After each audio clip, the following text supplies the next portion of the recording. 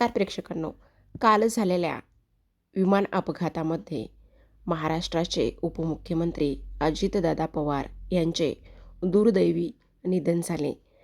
त्यांच्या आत्म्यास शांती लाभो आपल्या चॅनलकडून त्यांना भावपूर्ण श्रद्धांजली.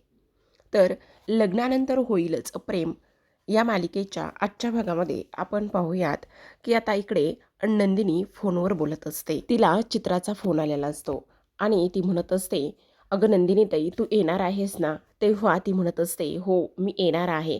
जीवादादा, हो जीवादादासुद्धा येणार आहेत. तू काळजी करू नकोस, बरं ठेव आता फोन, मी आवरायलाच घेत आहे. तेव्हा लगेच आता इकडे फोन ठेवल्यानंतर शारदा म्हणत असते, असो काही का असेना, पण सगळ्यात महत्त्वाची गोष्ट म्हणजे इथे माझी मुलगी कोणत्या ना कोणत्या कारणावरून तरी इकडे माझ्या जावयासोबत जाण्यासाठी तयार झालेली आहे. ही गोष्ट माझ्यासाठी सुद्धा तेवढीच महत्त्वाची आहे. तेव्हा लगेच आता नंदिनी म्हणत असते, आई तू शांत बस बरं, उगाचच नाही त्या गोष्टी इथे बोलू नकोस. अगं असं काय करतेस? हे बघ, ह्या लग्नाच्या निमित्ताने तरी तुम्ही दोघंजणं एकत्र यावं असं मला वाटतंय. हे बघ, तू ही साडी नेसणार आहेस का? किती सुंदर आहे. तेव्हा नंदिनी म्हणत असते, नाही नको, अगं हा रंग तुझ्यावर फार खुलून दिसेल. तेव्हा नंदिनी म्हणत असते, आई तुला एक गोष्ट सांगू का? हा जो काही रंग आहे ना, तो जीवाला अजिबात आवडत नाही. तेव्हा पुन्हा शारदा म्हणत असते, अगं किती गं जीवाच्या आवडीनिवडीची काळजी करतेस. नाही आई, असं काही नाही, फक्त ते चित्राचं कन्यादान करायचं आहे ना, त्यामुळे मी त्यांना सोबत घेऊन जात आहे, बाकी काही नाही. आई प्लीज तुझ्या हातचा एक मस्त गरमागरम कडक असा चहा मिळेल का मला? तेव्हा शारदा म्हणत असते, हो ग, शारदा स्पेशल तुझ्यासाठी चहा बनवून घेऊन येते. असं म्हणून शारदा जात असते आणि तेव्हा पाठी ओढून नंदिनीकडे पाहते. कारण तिला पूर्ण खात्री असते की आज जरी तू नाही नाही म्हटलीस तरीसुद्धा एक ना एक दिवस तू नंदिनी जीवाला नक्कीच मिळवशील आणि जीवाला माफ करशील. इकडे दुसऱ्या बाजूला आपला लाडका जीवा मानिनीच्या पुढ्यात बसलेला असतो आणि म्हणत असतो, अगं आई तुला एक गोष्ट सांगू का? जवळपास अर्धा टप्पा मी पूर्ण केलेलाच आहे. मानिनी म्हणत असते, म्हणजे मला नाही समजलं तू नेमकं काय म्हणतोयस तर? तेव्हा लगेच आता इकडे जीवा म्हणत असतो, अगं मला असं वाटतंय की आता नंदिनी मला लवकरच माफ करेल. बघ ना, आज इकडे मला ती चित्राच्या लग्नासाठी सुद्धा घेऊन चाललेली आहे. बरं आपले सगळे घरातले कुठे आहेत? मी सगळ्यांना भेटून येतो. तेव्हा मानिनी म्हणत असते, अरे बाबा गेलेत मीटिंगला आणि त्याचबरोबर पार्थकाव्या ऑफिसला गेलेत आणि ती पिहू तर फार डांबरीत झाली बघ तुला सांगते. अरे लास्ट टाईम एक्झाममध्ये कॉप्या केल्या आणि नापास झाली, त्यामुळे आता तिला तर आता मिथून भाऊजींनी असं ठरवलं की तिलासुद्धा श्रेयासारखं हॉस्टेलवर जाऊ द्यायचं म्हणून. तेवढ्यातच आशा आलेली असते.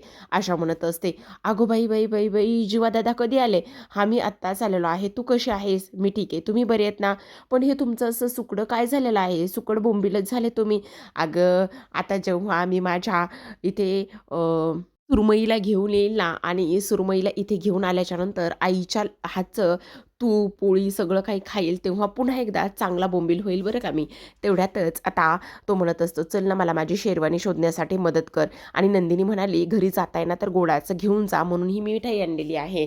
तेव्हा मानिनी ती मिठाई देवासमोर ठेवत असते आणि प्रार्थना करते. तेवढ्यातच आता पार्थ आणि काव्य आलेले असतात. दोघेही आल्याच्यानंतर इकडे पार्थ म्हणत असतो, काय गाई, कोणासाठी एवढी प्रार्थना करतेस? काय चाललंय काय? कसला आज आनंदाचा दिवस आहे? खरं तर आनंदाचा दिवस आहेच आज. तेव्हा मानिनी म्हणत असते, अरे हो, तुला भेटायला कोणीतरी आलं इथे. तेव्हा तो म्हणत असतो, हो का? मग ऑफिसमध्ये सुद्धा आज खूप मोठी गोष्ट झालेली आहे म्हणून पार्थ ऑफिसमधलं सगळं काही सांगत असतो. तो म्हणत असतो, आज मात्र काव्यामुळे आपलं जे काही प्रोजेक्ट होतं, सिक्सर प्रोजेक्ट, ज्यावर रम्या आणि मी काम करत होतो, तेच तेच प्रोजेक्ट आज इथे काव्यामुळे आपल्याला मिळालेलं आहे. तेवढ्यातच वसू तिथे येते आणि वसूला हे सगळं ऐकून रागच येतो बरं का. आता खरं तर वसूला पण राग येण्यासारखीच गोष्ट आहे, म्हणजे मला तरी असं वाटते प्रेक्षकांनो. कारण वसूचं असं म्हणणं असतं की अरे वा पार्थ, म्हणजे सगळं काही काव्यामुळे झालंय का? अरे गेली कित्येक दिवस माझी रम्या ह्या प्रोजेक्टवर काम करते. ह्या सगळ्या काही आयडिया, त्याचबरोबर हे सगळं काही प्रोजेक्ट आणि ह्या सगळ्या गोष्टी तिची आयडिया आहे, तिची कल्पना आहे आणि तिने स्वतः ते सगळं काही ठरवलेलं आहे. ही मीटिंग घडवून आणलेली आहे आणि तू आयतं क्रेडिट काव्याला देतोयस? अरे काय चाललंय? म्हणजे माझी रम्या अशीच आहे का रे? असं एक आईचं मत आहे. तेव्हा लगेच आता इकडे पार्थ म्हणत असतो, "अगं वसवत्या, तसं काहीच नाही आहे. रम्याचं तर क्रेडिट आहेच, पण त्याचं काय आहे ना, आयत्या वेळी काव्या आली म्हणजे आम्हाला त्या प्रोजेक्टमध्ये असं काहीतरी कमी वाटत होतं. पण काव्याच्या सुपीक डोक्यामुळे आम्हाला त्यांनी एक कल्पना दिली आणि त्यामुळे त्या सिक्सर प्रोजेक्टला आम्ही इंद्रधनुष्य असं नाव दिलेलं आहे." एवढ्यातच आता मानिनी म्हणत असते, "नाही वसवत्या, त्याचं एकदा म्हणणं तरी ऐकून घ्या. तसं नाही आहे. म्हणजे त्याचं असं म्हणणं आहे, की रम्याची तर मेहनत आहेच, पण ज्या काही छोट्या-मोठ्या ज्या गोष्टी होत्या, त्या इथे त्यांनी कंप्लीट केल्यात एकत्र येऊन. बस एवढंच. याच्या पलीकडे काही नाही आहे." तेव्हा लगेच आता मानिनी म्हणत असते, "बरं ते सगळं असू दे, पण तुला भेटायला कोणीतरी आलेला आहे," असं इकडे ती सांगत असते. "मला भेटायला आणि कोण आलेला आहे?" असा विचार आता इकडे तो करत असतो आणि असला भेटायला आलंय तरी नेमकं कोण? असं इकडे तो बोलत असतो. तेव्हा लगेच आता आपण पाहतो की जिन्यावरून जिवा येत असतो. आता जिन्यावरून जिवा आल्याबरोबर इथे तर त्याला फार त्याला आनंद झालेला असतो सुरुवातीला बरं का. तेवढ्यातच जिवा म्हणत असतो, "बडे भैय्या" असं म्हटल्याबरोबर आता जिवा धावतच पार्थकडे जातो. पण पार्थला जिवा जेव्हा समोर येतो, तेव्हा काव्याचे शब्द आठवतात. "अरे जिवा आलाय?" आणि तेवढ्यातच इथे पार्थला ते 16 डिसेंबरचे फोटो त्याच्या नजरेसमोरून जातात आणि त्यामुळे पार्थ हा जीवाला मिठी मारायला पुढे सरसावलेला असतो. पण जेव्हाच तो मिठी मारायला पुढे सरसावतो, तेव्हा मात्र त्याचे 2 पावलं मागे येतात आणि तो त्याला साईड हग देत असतो. आता तो त्याला साईड हग दिल्यानंतर इथे मात्र जी काही आपली मानिनी आहे, ती म्हणत असते, "अरे असं काय करतोयस? तू आता तुझ्या ह्या भावाला असं भेटणार आहेस का? अशा पद्धतीने तू भेटणार आहेस का?" तेवढ्यातच आता पार्थ म्हणत असतो, "त्याचं काय आहे ना, मला ऑफिसची खूप सारी कामं आहेत. त्यामुळे मला एक इम्पॉर्टंट कॉल करायचा आहे." तेव्हा जीवा म्हणत असतो, "अरे दादा, एवढ्या दिवसांनी मी घरी आलो आहे. मग तू मला अशा पद्धतीने भेटणार आहेस का? प्लीज ये ना, जरा तरी असं व्यवस्थित भेट ना." पण इथे मात्र पार्थ काहीच बोलत नाही आणि सरळ तो तिथून निघून जातो. आता हे सगळं काही झाल्यानंतर इकडे वसू म्हणत असते, "काय गं मानिनी, तुला असं वाटतंय का, की जीवाने आणि काव्याने ज्या काही गोष्टी इथे केलेल्या आहेत, त्या पार्थने एवढ्या सहजासहजी विसरून जाव्या आणि एवढ्या सहजासहजी त्या गोष्टी विसरून गेल्यानंतर पुन्हा एकदा ह्या लोकांना त्याने माफ करावं? त्याचं काय चुकतंय?" त्यावर लगेच आता इकडे मानिनी म्हणत असते, "1 मिनिट वसुताई, काय बोलताय हे सगळं तुम्ही? आणि तो का नाही माफ करणार? नक्कीच माफ करेन. आणि उगाचच तुम्ही ह्या अशा गोष्टी बोलून माझ्या दोन्ही मुलामध्ये फूट पाडण्याचं आणि ह्या सगळ्या गोष्टी करण्याचं अजिबात काम करू नका बरं का. मला ते अजिबात मान्य नाही आहे आणि मी ते सगळं अजिबात ऐकूनसुद्धा घेणार नाही आहे." त्यावर लगेच आता वसू म्हणत असते, "का नाही ऐकून घेणार आहेस आणि का नाही मान्य करणार आहेस? कारण जे खरं आहे तेच मी इथे बोलते ना." तेव्हा जीवा म्हणत असतो, "आई शांत हो, असू देत. एक दिवस बडे भैय्या मला नक्कीच माफ करतील आणि त्याचबरोबर आम्ही दोघंसुद्धा नक्कीच एकत्र असू." असं आता इकडे जीवा मानिनीला समजावून सांगत असतो. आता किती नाही म्हटलं तरीसुद्धा एका आईसाठी हे सगळं खूपच जास्त इमोशनल किंवा वाईट गोष्ट असते, की आपलीच 2 मुलं, 2 जी भावंडं आहेत, ती अशी न बोलताच ह्या सगळ्या गोष्टी करतायत. तेव्हा जीवा म्हणत असतो, "आता वेळ आलेली आहे ती म्हणजेच की नंदिनीला ह्या घरामध्ये घेऊन येण्याची." तर आता जीवा निघून जातो, मानिनी निघून जाते. त्यावर आता इकडे काव्या वसूची थोडीशी फिरकी घेत असते. ती म्हणत असते, "काय हो आत्याबाई, लक्षात येतंय ना तुमच्या? एक ना एक दिवस पार्थ आणि जीवा हे दोघेजण एकमेकांना मिठीही मारतील, एकमेकांना जवळही येतील आणि त्याहून सगळ्यात महत्त्वाची गोष्ट म्हणजे आता माझी नंदिनीताई जीवाला माफसुद्धा करेल. कारण आजचीच गोष्ट बघा ना, ते कोणाच्या तरी लग्नासाठी चाललेले आहेत आणि कोणाच्या तरी लग्नासाठी चालले आहेत. त्यामुळे एक गोष्ट तुमच्या लक्षात येते का, की तिथे ते लग्न लावताना त्यांचेसुद्धा सूर जुळतील आणि ते सुद्धा एकत्र येतील." असा फटकारा आता तिने वसूला मारलेला असतो. आता दुसऱ्या बाजूला आपण वळूयात. आपलं क्यूट असं कपल छान सुंदर असं तयार होऊन चित्राच्या लग्नाच्या ठिकाणी निघालेलं असतं. जवळपास तिथे येऊन पोहोचलेलंच असतं. आता ते सुंदर असं जे काही डेकोरेशन आहे, त्या सगळ्या गोष्टी पाहिल्यानंतर इकडे जीवाला तर फारच आनंद होतो. जीवा म्हणत असतो, "वॉव! किती सुंदर असं डेकोरेशन केलेलं आहे.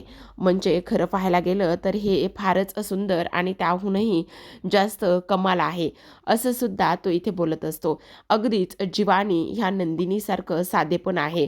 काय चकाचक बाई. तेव्हा नंदिनी म्हणत असते, अहो काय करताय हे जीवा तुम्ही? काय हो, कुठेही काय चालू होत आहे? कुठेही चकाचक बाई वगैरे बोलताय का? तेव्हा जीवा म्हणत असतो, अगं असं काय करतेस? आता माझ्या चकाचक बाईला मी चकाचक बाई नाही बोलणार तर काय बोलणार बरं? पण असू दे ना. पण मला असं वाटतंय की हे आपल्या दोघांसारखंच हे साधं सिंपल डेकोरेशन आहे. तेव्हा नंदिनी पुन्हा एकदा म्हणते, काय हो जीवा, मला एक गोष्ट सांगा. प्रत्येक वेळी तुमची जी काही गाडी आहे ना, ती इथे माझ्या समोरच आणि माझ्या पुढेच का बरं येऊन घसरते? तेच मला काही तुमचं कळत नाही. असं सुद्धा आता इकडे ती बोलत असते. तेव्हा लगेच आता इकडे जो काही जीवा आहे तो म्हणत असतो, इट्स ओके गं नंदिनी, काय एवढा त्रास करून घेते स्वतःला? असू देत, काही त्रास वगैरे करून घ्यायची गरज नाही आहे. खरं तर आता आपण हे सगळं लग्न वगैरे ह्या सगळ्या गोष्टी एन्जॉय करायला आलोत ना, मग मस्त आपण एन्जॉय करूयात. मस्त आता आपण हे सगळं काही एन्जॉय केल्यानंतर लग्न काय असतं, ह्या सगळ्या गोष्टी कशा आहेत ते आपण बघूयात एकदा. पुन्हा एकदा नव्याने आपल्याला हे सगळं काही पाहता येईल. तेवढ्यातच आता ते दोघेजण सुद्धा आतमध्ये येत असतात. आता दोघेजण आतमध्ये आल्यानंतर तिथे गजरे घेऊन आलेला असतो. तेवढ्यातच नंदिनी त्यातला गजरा घेते आणि गजरा घेतल्यानंतर जीवाला असं वाटत असतं की तो जो गजरा आहे ना, तो त्याने तिच्या केसामध्ये माळून द्यावा आणि त्याचमुळे इकडे आता तो नंदिनीच्या हातात पुढे तो हात करत असतो आणि म्हणत असतो की मी तो गजरा माळून देतो. पण तेव्हा लगेच आता इकडे नंदिनी हात पाठीमागे घेते आणि स्वतःच गजरा माळायला लागते. पण तिला काही तो माळता येत नाही, खाली पडतो. तेव्हा जीवा हात हात त्या गजऱ्याच्या खाली धरतो आणि म्हणत असतो, सॉरी हां, तोच गजरा माझ्या हातामध्ये आलेला आहे. पण नंदिनी मात्र पुन्हा त्याच्याकडून तो गजरा काढून घेते आणि स्वतःच तो गजरा स्वतःच्या केसामध्ये माळते. आता इकडे ती म्हणत असते, आपण या इथे लग्नासाठी आलेलो आहोत, ना की तुम्ही माझ्या केसामध्ये गजरा माळण्यासाठी, समजलं? तेव्हा लगेच आता इकडे जीवा म्हणत असतो, काय गं, मला एक गोष्ट सांग. सगळ्यात महत्त्वाची म्हणजे की आता इकडे हे आत्ता जो इथे मुलगा आला होता, तो मुलगा इथे नंदिनी म्हणत असते, नाही चित्राला खरं तर भाऊ नाही आहे. तेव्हा जीवा म्हणत असतो, अरे वा, तिला जर भाऊ नाही ना, तर हा आजपासून जीवा तिचा भाऊ बनेल. तेव्हा लगेच आता नंदिनी म्हणत असते, नाही नाही, तुम्ही तिचा भाऊ नाही बनू शकत. तेव्हा लगेच आता इकडे तो म्हणत असतो, का का नाही भाऊ बनवू शकत मी तिचा? तेव्हा लगेच आता इकडे नंदिनी म्हणत असते, नाही बनवू शकत म्हटलं ना. तेव्हा लगेच हे सगळं काही इथे होत असताना आपण दुसऱ्या बाजूला पाहतो की काव्याने खूप छान अशी कॉफी बनवलेली असते. आता तिचा जो काही बोका आहे ना, तो बोका मात्र एकट्याच पायऱ्यावरती बसलेला असतो. एकट्याच पायऱ्यावरती बोका बसल्यानंतर इकडे आता लगेचच जी काही आपली काव्या आहे, तिच्या मनामध्ये एक भन्नाट अशी कल्पना येते. ती म्हणत असते, माझी बोकुडी तर एकटीच बसलेली आहे. चला, तिच्यासाठी मस्त आपण काहीतरी इथे एक काम करूया. म्हणजे तिच्यासाठी ना आपण एक काम करूया, हा जी काही कॉफी आहे ना, माझ्या बोकुडीसाठी मी घेऊन जाते. बघूया माझ्या हातून ही बोकुडी इथे कॉफी पिती का काय करते ते. असं म्हणून आता लगेचच इकडे काव्याने जी काही कॉफी आहे ती पार्थच्या कपामध्ये ओतलेली असते आणि पार्थच्या बाजूला जाऊन बसलेली असते. तेव्हा ती म्हणत असते, काय झाले पार्थ, असे एकटे शांतच बसलेला आहात?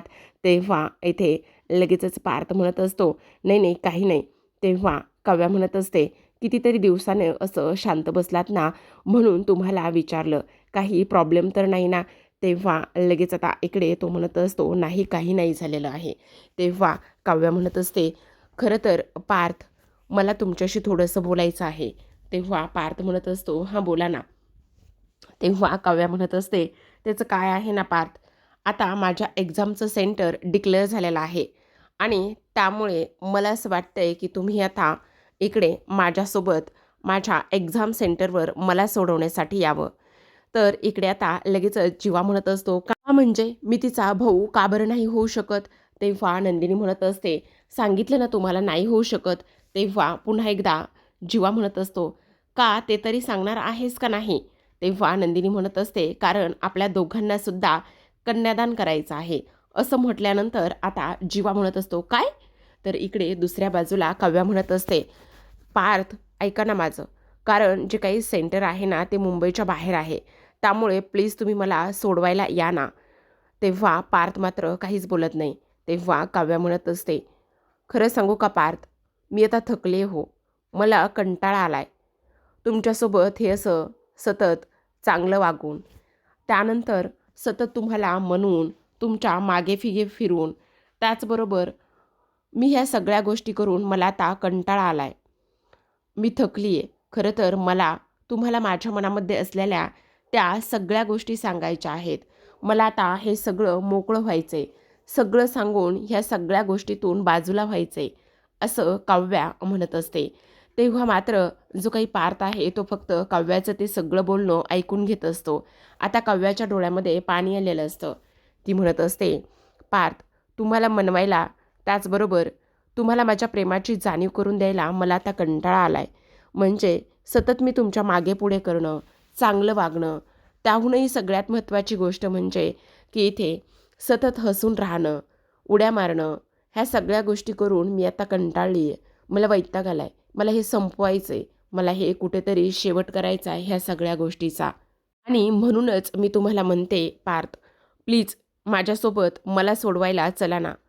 मला ह्या प्रवासामध्ये आपल्यामध्ये असलेलं अंतर आणि त्या सगळ्या गोष्टी आता इथे मिटवायच्या आहेत. तो प्रवास मला अविस्मरणीय करायचा आहे. मला तुम्हाला त्या सगळ्या गोष्टी सांगायच्या आहेत पार्थ. प्लीज नाही म्हणू नका ना. माझ्यासोबत चला. असं म्हटल्यानंतर आता पार्थ जो आहे ना, त्या काव्याकडे पाहतच असतो. कारण काव्या इथे फारच काकुलतीला आलेली असते. गयावया करत असते आणि गयावया करत असताना इकडे आता जो पार्थ आहे तो काहीच बोलत नाही बरं का. कारण इकडे फक्त त्याच्या हातामध्ये कॉफी असते. तेव्हा काव्या म्हणते, कॉफी कशी झाली? तेव्हा तो म्हणतो, ठीक आहे. तेव्हा लगेच आता इकडे काव्या म्हणत असते, जर ती ठीक असते, छान असते, तर तुमच्या चेहऱ्यावर तो आनंद दिसला असता ना. तेव्हा पार्थ म्हणत असतो, कोणाच्याही चेहऱ्यावरचा आनंद वाचायची किंवा वाचण्या इतपत त्याची काहीच गरज नाही आहे, असं इकडे पार्थ म्हटलेलं असतं. त्याचबरोबर इकडे आता नंदिनी म्हणत असते, खरं तर स्वारी बरं का जीवा, मी तुम्हाला ह्या सगळ्या गोष्टी सांगायला हव्या होत्या की आपल्याला इथे कन्यादान करायचं आहे म्हणून. मी तुम्हाला त्या कोणत्याच गोष्टी सांगितल्या नाही आणि असं मी तुम्हाला इथे आल्यावर हे सगळं काही सांगते. त्याकरिता खरंच स्वारी बरं का जीवा. त्यावर लगेचच आता जीवा म्हणत असतो, अगं काय करतेस नंदिनी, तू वेडी आहेस का? हे बघ, तू स्वारी का म्हणतेस आणि तुला असं का वाटते की ह्या सगळ्या गोष्टीला मी तुला सपोर्ट करणार नाही म्हणून? अगं वेडाबाई, मी तुला ह्या सगळ्या गोष्टीमध्ये सपोर्ट करणारच आहे. तू असं स्वतःला वाईट वाटून घेऊ नकोस आणि ह्या सगळ्या गोष्टीचं गिल्ट इथे स्वतःच्या मनामध्ये अजिबात घेऊ नकोस, समजलं तुला? ह्या सगळ्या गोष्टी गिल्ट आणि त्याचबरोबर हे सगळं काही करण्याची तुला काही गरज नाही आहे. मला काही वाटत नाही आहे आणि त्याहूनही सगळ्यात महत्त्वाची एक गोष्ट सांगू का? तू एवढा मोठा आणि चांगला निर्णय घेतलेला आहेस, त्या तुझ्या निर्णयामध्ये मी साथ देणार नाही असं कधीतरी होईल का? मी तुझी नक्कीच साथ देईल आणि मला आवडेल आपण दोघांनी मिळून तिचं कन्यादान केलेलं. खरं तर तुला एक गोष्ट सांगू का नंदिनी, जेव्हा आपलं लग्न झालं ना, तेव्हा माझं एक स्वप्न होतं की आपल्याला एक छान अशी मुलगी असावी आणि आपण दोघांनी मिळून त्या मुलीचं कन्यादान करावं. मग आता चित्राच आपली मुलगी आहे आणि चित्राचं आपण कन्यादान करतोय म्हणजे अर्थात माझं स्वप्न पूर्ण झाल्यासारखंच आहे ना नंदिनी. मग तू एवढ्या गोष्टी का बरं अशा मनावर धरतेस? त्या सगळ्या गोष्टी मनावर धरण्याची काहीच गरज नाही. चल आपण आता जाऊन चित्राला भेटून येऊया. असं म्हणून दोघेही जण आता चित्राला भेटण्यासाठी निघालेले असतात. त्याच सोबतीला आपण पाहतो की इकडे आता पार्थ जो आहे तो म्हणत असतो, सॉरी काव्या, मला यायला जमणार नाही. त्यावर लगेच आता काव्या म्हणत असते, काय यायला जमणार नाही म्हणजे? हे बघा पार्थ, तुम्ही असं नाही बोलू शकत आहे. काय चाललंय काय तुमचं? मी तुम्हाला विचारते, मी तुम्हाला सांगते की आपल्याला तिकडे जायचं आहे आणि तुम्ही मला सोडवायला येणार नाही, तर तुम्ही सरळ सरळ नाही म्हणताय. काय चाललंय पार्थ हे तुमचं? तेव्हा पार्थ आता किचनमध्ये मग ठेवायला गेलेला असतो. कॉफीचा मग स्वतःच्याच हाताने धुत असतो आणि तेव्हा काव्या म्हणत असते, देशमुख, मी तुमच्यासोबत बोलत आहे. तुम्ही सरळ सरळ मला नाही म्हणताय. तेव्हा तो म्हणत असतो, मी नाही मानण्यामागचं कारण आहे. कारण मला ऑफिसमध्ये कामं आहे, सुट्टी नाही आहे. तेव्हा ती म्हणत असते, बॉस तुम्ही आहात. तेव्हा तो म्हणत असतो, बॉस मी नाही, विक्रम देशमुख आहात. तेव्हा काव्या म्हणत असते, ते तुमचे वडीलसुद्धा आहेत. तेव्हा लगेच आता पार्थ म्हणत असतो, काव्या मी तुम्हाला सांगितलं ना, मला यायला जमणार नाही, तुम्ही अनिशाला घेऊन जा म्हणून. तेव्हा लगेच काव्या म्हणत असते, त्या अनिशाचे किती नखरे असतात. तरीही मी तुम्हाला हे सगळं का सांगते? तुम्ही माझ्यासोबत मला सोडवायला येणार आहात. बस एवढंच, याच्या पलीकडे मी काही एक ऐकणार नाही, असं स्पष्टपणे काव्याने सांगितलेलं असतं. पण पार्थ म्हणत असतो, मला जमणार नाही. आता इथे मात्र पुन्हा काव्य आणि बहुतेक आपला जो काही पार्थ आहे त्या दोघांचं थोडंसं वाजलेलं आहे बरं का बहुतेक प्रेक्षकांनो. कारण आता पुढील भागामध्ये आपली काव्या रुसून बसलेली आहे आणि जी काव्या रुसून बसलेली आहे त्या काव्याचा राग रुसवा काढण्यासाठी जो काही पार्थ आहे ना, तो इथे तिला विनवत असतो. आता काव्या जेवलेली नसते आणि तिच्या खोलीमध्ये असते. तेवढ्यातच पार्थ जेवणाचं ताट घेऊन येतो आणि म्हणत असतो, काय चाललंय काव्या, तुम्ही जेवण केलं नाही? तेव्हा काव्या म्हणत असते, मला जेवण्यासाठी वेळ नाही आहे, मला जेवायचंच नाही आहे. तेव्हा लगेच आता इकडे तो म्हणत असतो, हे घ्या, खाऊन घ्या, नाटके करू नका. तेव्हा लगेच काव्या म्हणत असते, मला नाही जेवायचं म्हणून सांगितलं ना. पण आता पार्थ लगेचच स्वतःच्या हाताने तिला जेवण भरवत असतो. घास तर काव्याच्या समोर असतो, पण ॲटिट्यूड बघा ना किती आहे. चेहरा एका बाजूला आणि हातामध्ये धरलेला तो घास तिच्या तोंडापुढे. काव्या त्याच्याकडे आणि त्याच्या त्या घासाकडे, चेहऱ्याकडे पाहतच असते. तर आता दुसऱ्या बाजूला वळूयात. इकडे नंदिनी आणि त्याचसोबत जीवाची धमाकेदार अशी एंट्री इथे होत असते. ती म्हणजेच की लग्न मंडपामध्ये. आता इकडे आपली जी काही नंदिनी आहे, त्या नंदिनीने साडी नेसलेली असल्याकारणाने तिचा पाय तिच्या साडीच्या निऱ्यामध्ये अडकतो आणि तेवढ्यातच तिचा तोल जातो. आता तोल जात असताना आपला जीवा तिला सावरतो आणि तेव्हा नंदिनी मात्र इथे जीवाच्या मिठीत असते. दोघेही जण एकमेकांच्या नजरेमध्ये कधीच हरवून गेलेले असतात. जीवा तर फारच खुश असतो, कारण कुठेतरी त्याला असं वाटत असतं की आता माझी चकाचक बाई ही ह्या पसाऱ्यावाल्याची होणारच आहे. तर प्रेक्षकांनो, कसा वाटला भाग? मस्त ना? चला मग एन्जॉय करा, त्याचबरोबर छान छान कमेंट करा आणि पाहत रहा लग्नानंतर होईलच प्रेम. भेटूयात उद्याच्या भागात. तोपर्यंत धन्यवाद.